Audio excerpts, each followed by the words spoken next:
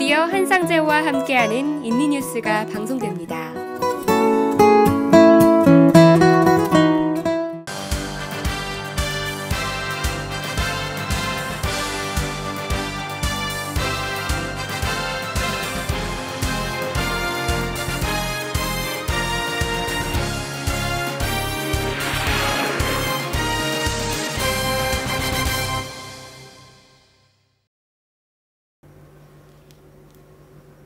여러분 안녕하십니까? KTV 한상재입니다.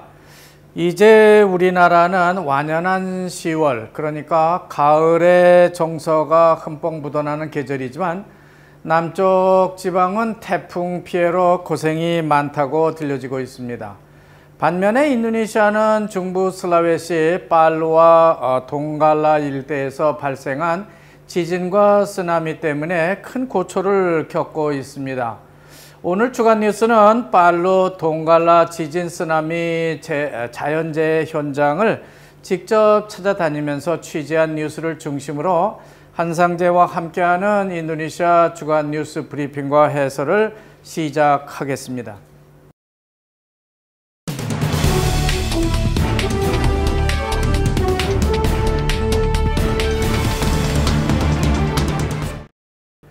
중부 슬라웨시 팔루와 동갈라 일대의 지진과 쓰나미는 이미 1,700여 명이 넘는 사상자와 실종자를 내고 있습니다.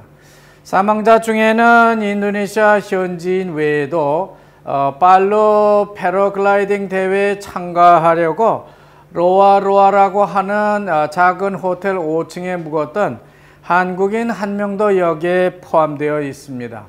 또 지진과 함께 갑자기 3개 마을 전체가 땅속으로 그냥 폭삭 사라진 발라루아라고 하는 마을 등이 있기 때문에 앞으로도 더 많은 사상자가 나올 것으로 그렇게 예상되고 있습니다. 하지만 쓰나미가 몰고 간 마을들은 보면요, 지난주까지만 해도 쓰레기 더미를 그대로 방치를 하고 있더니 이제는 점점 정리를 시작했다고 그렇게 전해지고 있습니다. 하지만 갑자기 폭삭 가라앉아버린 마을들은요, 설사 중장비가 만화도에서 지원을 해준다고 해도 그것은 그 지면 자체가 흐물흐물해졌기 때문에 그 안으로 중장비를 집어넣을 수 없는 사정이라고 합니다. 그냥 중장비가 들어갔다가는 그대로 그 속에 빠져버릴 것이기 때문에 그렇다는 거죠. 따라서 이들 지역의 복구 작업은요, 상당한 시일이 요할 것으로 그렇게 예상되고 있습니다. 지난주 저는 KBS TV 현장 취재팀과 함께 합류를 해서 팔루 지진 및 쓰나미 피해 현장을 직접 다녀왔습니다. 하지만 팔루 공항 활주로가 갈라지고 관제탑이 무너지는 바람에 직접 자카르타에서 팔루로 가는 비행기는 타지를 못하고요, 마카사르로 가서 환승을 하려고 생각했습니다. 하지만 마카사르도 마찬가지로 팔루로 가는 비행기는 없고요, 단지 구호품을 실은 군용기들만 한두 대씩 다니고 있었습니다. 그래서 저희 팀은 마무주라고 하는 데까지 비행기로 올라가고 거기서부터는 차를 한 대 빌려서 팔루 현장까지 올라가려는 그런 계획을 세우고 출발했습니다. 마무주라고 하는 공항에 내린 우리는 팔루로 올라갈 그런 차를 찾느라고 상당한 시간을 허비는 했습니다. 그렇지만 마무주에서 팔루로 올라가는 국도를 보니까 상태는 상당히 양호했습니다. 마무주에서 5시간에서 6시간 거리라고 했는데 북쪽으로 올라가면 올라갈수록 남쪽으로 내려오는 피난행렬 차량 때문에 더 이상 전진을 못하고 빠상가유라고 하는 군청 소재지에서 1박을 할 수밖에 없었습니다. 그러나 호텔이 하나 있긴 한데요, 모두 방마다 10,000원이고요. 그냥 호텔 복도와 은행 건물 경비실 앞에서 노숙을 해야만 했습니다. 우리 일행만 노숙을 하는 건 아니고요. 다른 모든 사람들도 차를 길 옆에 세워놓고 노숙을 하기는 마찬가지였습니다. 우리가 빠상가유라고 하는 군청 소재지에 도착했더니 그때 시간이 새벽 4시쯤 됐습니다.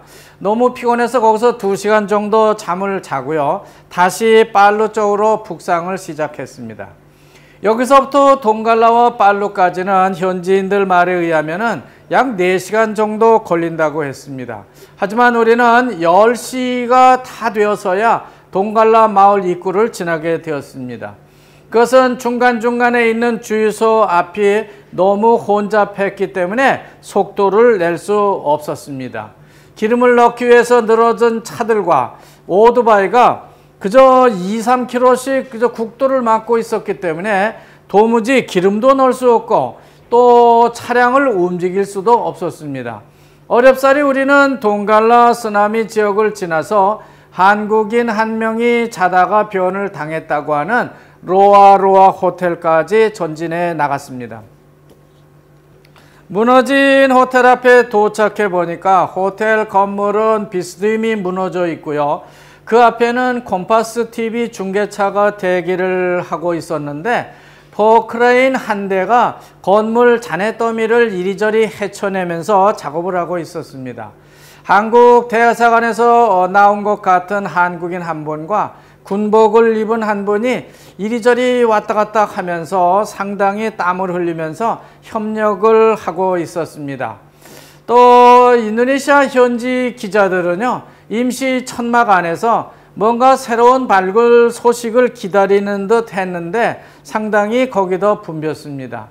우리는 현장 취재 소식을 급히 녹화를 마치고 2개 마을이 통째로 매몰됐다고 하는 재난 지역으로 다시 이동했습니다. 우리가 탄 차는 기름이 다 떨어졌기 때문에 기름을 넣기 위해서 주유소에 들렸지만 여기는 어느 곳보다도 더 혼잡했습니다. 자동차와 오토바이는 주유소 앞길과 그 양옆을 막았고요. 플라스틱 통을 들고 기름을 사려는 주민들은 긴 줄에 자기 기름통을 끼워 넣고 마냥 기름차가 오기만 기다렸습니다. 어디로 갔다가는 자기 순서도 없어질 판입니다. 빨루항에 있는 포르타미나 탱크가 지진과 쓰나미로 기울어졌기 때문에 기름 공급이 끊겼고요. 그렇기 때문에 발전이 중단됐고 단전 상태가 오래되니까 휴대폰을 차지할 수 있는 전기도 들어오지 않았습니다. 따라서 휴대폰 배터리 차징을 할 수 없으니까 통신도 안 됐습니다. 물론 전봇대가 쓰러진 곳도 많았고요. BTS라고 하는 무선 통신 중계탑이 무너져 내린 곳도 많았기 때문에 어떤 데는 전화가 되기도 하고 어떤 데는 안 되는 것도 많았습니다.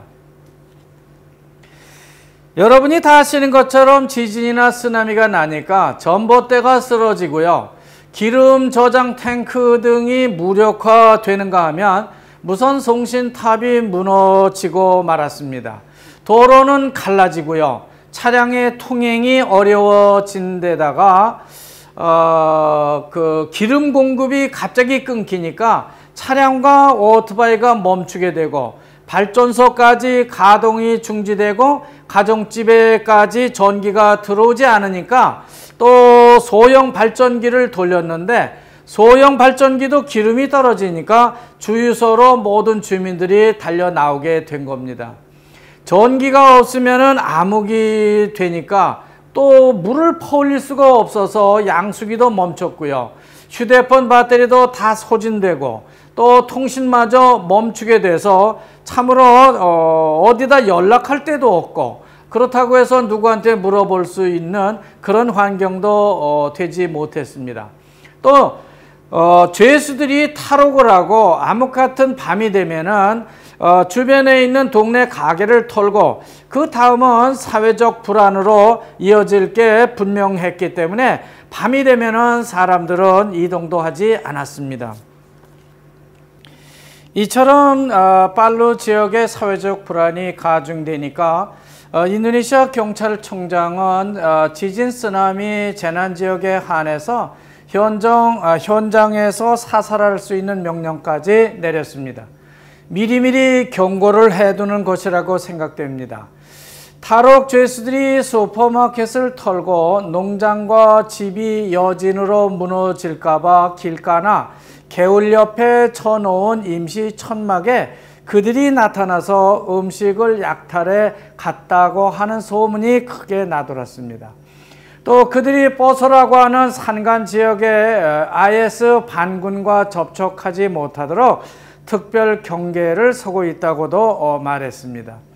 현지인들이 중국인들을 공격할 것이라고 하는 소문도 판이하게 나돌고 있었기 때문에 탈출 행렬은 더 많아지는 듯 했습니다. 이렇게 두서없이 팔루 지역 취재 동행기를 간단히 말씀드리고 있는 것은 언제 어디서 우리도 이런 재난 환경에 빠질 수 있을 것이기 때문에 미리 한번 짚어보는 의미가 있다고 생각됩니다. 최근 롬복에 이어서 팔루에 지진과 쓰나미가 발생하고 있고요. 북부 슬라웨시의 군흥 소프단이 크게 분화를 하면서 자카르타와 람풍 사이의 군흥 아나크르카타우드까지 점점 더 큰 화산재를 뿜어 올리고 있습니다. 또 북말루크 떠르나테 중앙의 우뚝선 군흥 가말라마도 이어서 터졌다고 전해지고 있습니다.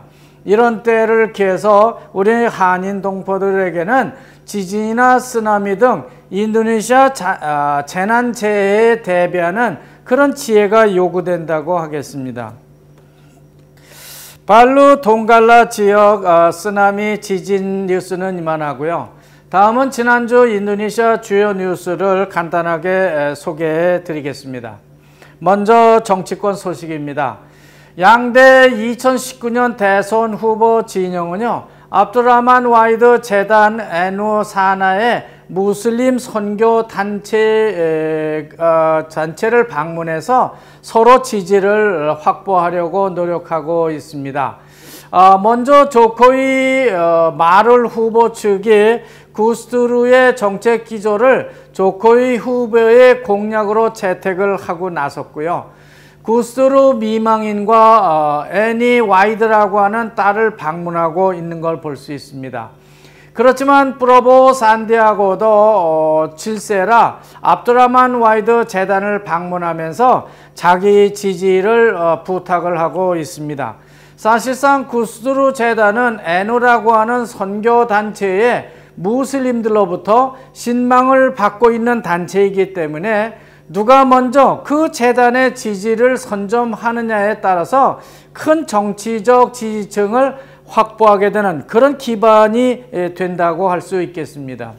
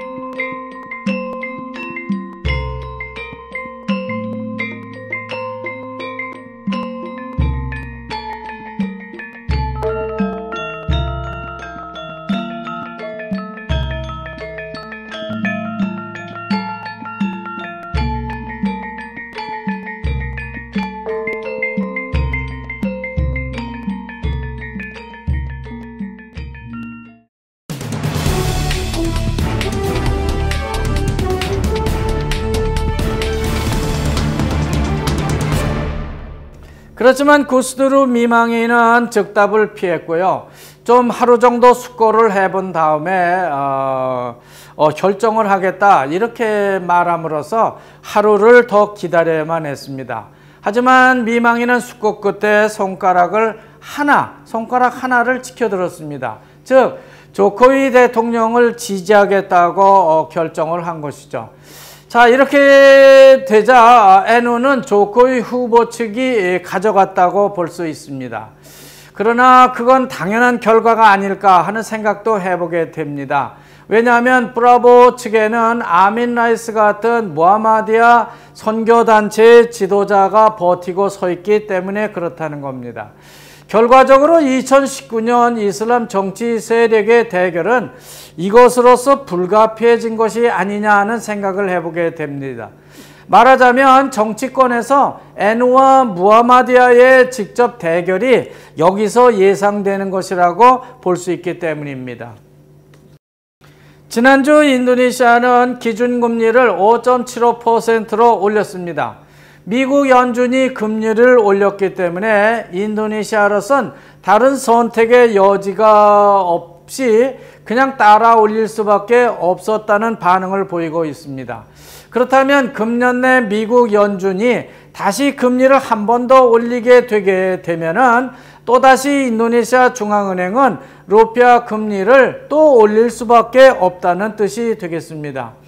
달러 대비 루피아 환율이 지금 현재 15,000 루피아까지 올라가고 있는데 수출마저 좀 침체를 하고 있기 때문에 인도네시아 정부로서는 돈 안 드는 관광산업 같은 것에 크게 기대를 걸고 있습니다.